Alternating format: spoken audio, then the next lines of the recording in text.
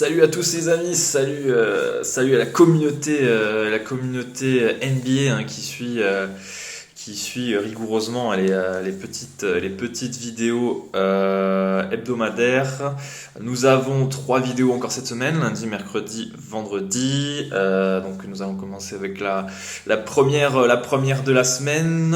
Le bookmaker avec lequel nous allons partir aujourd'hui reste Unibet, hein, sensiblement le même que vendredi dernier, avec un bonus allant jusqu'à 150 € remboursés en free bet. Hein. Vous misez 100 €, vous gagnez, tant mieux, c'est du bénéfice, vous perdez, vous récupérez 150 € pour tenter à nouveau votre chance.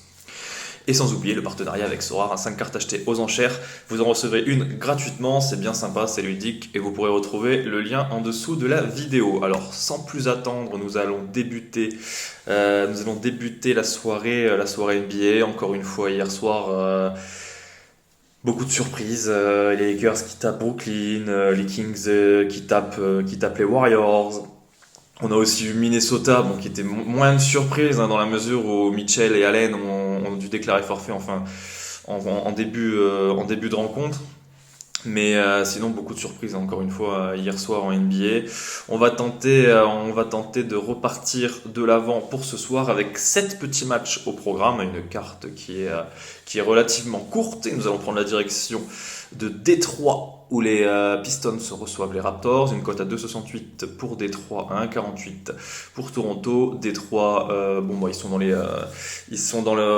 respectent leurs ambitions, ils sont 15e de conférence, AS 3 victoires, 11 défaites, ils ont perdu leurs 3 dernières rencontres. Et Toronto, en revanche, c'est un match dont il faut se méfier, hein, bien entendu, je dois tous les décortiquer, mais Toronto, sans Siakam, c'est un peu bien moisi, hein. Ils ont perdu leurs 2 derniers matchs contre le Thunder et les Pacers, hein, 2 équipes sensiblement de même niveau que Détroit. Attention à cette rencontre, toutefois, hein, Toronto, dans la logique, devrait l'emporter pour une cote hein, qui est plus ou moins intéressante, hein, dans la mesure où Toronto perd un peu tout. En ce moment, elle est au-dessus des 1,50. Il n'y a pas Siakam, il n'y a pas non plus Fred VanVleet. Hein. Mais du côté de Détroit, on n'a pas Kate Cunningham qui est censé incarner le projet, le renouveau du côté de Détroit. La deuxième rencontre de la soirée, nous allons prendre la direction de Disneyland du côté d'Orlando, où le Magic reçoit les Hornets. 1,82 pour Orlando, 2,00 pour les Hornets. Là, le choix, il est quand même... il était dans la pure logique. Si on parle des intentions en début de saison, si c'était un match de début de saison, j'aurais dit tous les jours Orlando, mais à un moment donné, il va falloir donner beaucoup de crédit. J'aurais dit tous les jours, Charlotte, et là, il va falloir donner beaucoup de crédit à Orlando, qui reste sur 2 succès, tout simplement, contre les Mavericks de Dallas, 94-87, et contre les Suns, 114-97, sans oublier, il y a 2 semaines, cette victoire contre les Warriors de Golden State. Orlando est très costaud ces derniers temps contre les gros, seul petit bémol, hein, ils ont tendance à perdre leur basket contre les petits. Ils ont perdu un peu avant ces 2 victoires. Ils avaient perdu contre les Kings et les Rockets.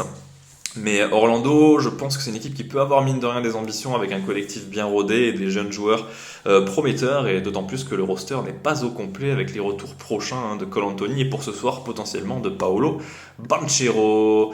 Et du côté de Charlotte, hein, pour faire un petit point quand même sur les Hornets, c'est tout simplement catastrophique. 14e de conférence Est, 3 victoires, 11 défaites. Ils avaient des ambitions au début de saison.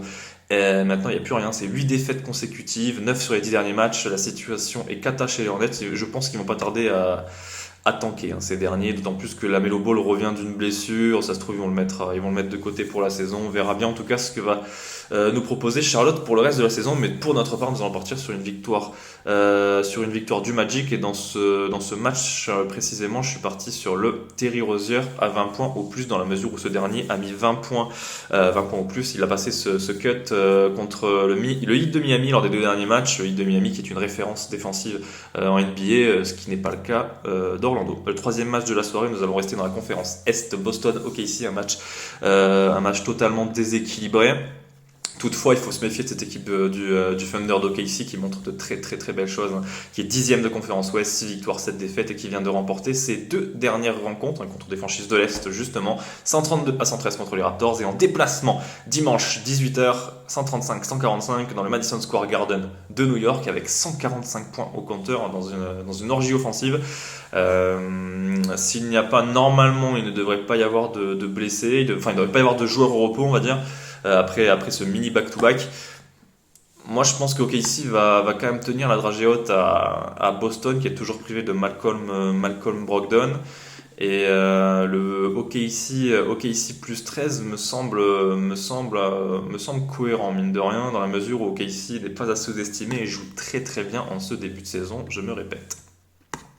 Le quatrième match de cette soirée NBA nous amène du côté de Miami, où le Heat reçoit les Suns. 1,79 pour Miami, 2,04 pour les Suns. Des Suns qui sont toujours dans l'incertitude concernant Chris Paul, qui est incertain. Sans lui, de toute façon, on le sait très bien, depuis son arrivée, il a métamorphosé le visage de Phoenix. Un backcourt excellent avec Booker et Paul. Et depuis qu'il est blessé, justement, les Suns commencent à bégayer leur basket un peu. Ils ont perdu 2 des 3 derniers matchs. Justement, Chris Paul s'était blessé contre les Sixers dans la défaite 100-88. Il était sorti à la mi-temps, mais le mal était déjà fait. Et contre le Magic, une défaite qui fait tâche quand même de 17 points à Orlando, 114-97. Le but ici est de se relever, et nous pensons que face au Heat de Miami, c'est l'équipe parfaite pour se relever. Miami a du mal cette saison, 6 victoires, 7 défaites. Elle est encore dans la deuxième partie de tableau de la conférence Est, et ce serait pas illogique de l'avoir s'incliner contre les Suns de Phoenix ce soir, l'un des favoris pour le titre cette année. Le cinquième match de la soirée nous amène du côté de Houston, dans le Texas, où les Rockets reçoivent les Clippers, 2,75 pour les Rockets, 1,46, 1,46 pour les Clippers, des cotes qui sont plutôt logiques, dans la mesure où Houston nous fait clairement du Houston en ce début de saison. C'est catastrophique. C'est probablement, si vous regardez bien, c'est la seule équipe. Bon, je pense que les Spurs vont pas tarder à rapidement abandonner le projet, mais c'est la seule équipe Houston qui ne joue absolument rien dans cette conférence Ouest. Et d'ailleurs, ils sont derniers, 2 victoires, 11 défaites. Ils ont perdu les 2 derniers. Et généralement, ça s'incline, ça perd. Ouais, le problème de Houston, ça reste cette ambition qui est bien moindre. Mais les Clippers sont obligés de le prendre, celui-ci. C'est une équipe avec des ambitions, et elle souhaite quand même retrouver Kawhi, même si on sait que ça va être compliqué pour la suite. Le sixième et avant-dernier match de la soirée nous amène dans le Wisconsin, où les Bucks reçoivent les Hawks dans la Fiserv. 1,58 pour Milwaukee, 2,41 pour Atlanta. Bon, là-dessus, je vais être très précis dans ce que je vais vous dire. En l'état, il est à l'heure où je fais la vidéo, là, il est midi 18. À midi 18, à l'heure où je vous parle, je pars sur une victoire. Je préfère partir sur une victoire d'Atlanta plutôt que de partir sur un succès des Bucks. Je vais m'expliquer rapidement. Milwaukee a perdu 2 de ses 3 derniers matchs. Ce soir, elle va retrouver Middleton, mais qui a loupé tous les matchs précédents. On ne sait pas dans quel état il va revenir. Antetokounmpo est incertain. Joe Ingles et surtout Jrue Holiday n'est pas dans le 5 ce soir, il sera absent. Alors dans la mesure où il y aura beaucoup de blessés, beaucoup d'incertitudes, beaucoup de mecs comme Middleton, on ne sait pas dans quel état il va revenir, on ne sait pas combien de minutes il va jouer. Et du côté d'Atlanta, l'effectif est au complet. Je préfère partir sur une victoire des Hawks, comme je vous le dis, en l'état.